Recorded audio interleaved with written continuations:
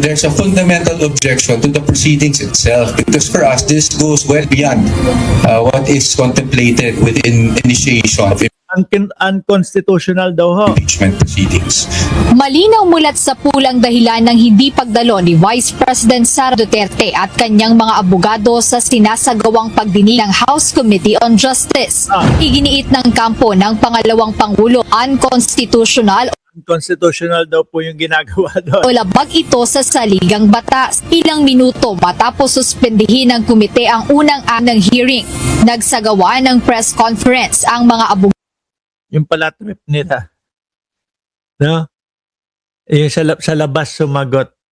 Yung tipo bang para syempre, pag press conference, kung ano lang yung mga gusto namin, yun lang yung mga matatanong at masasagot.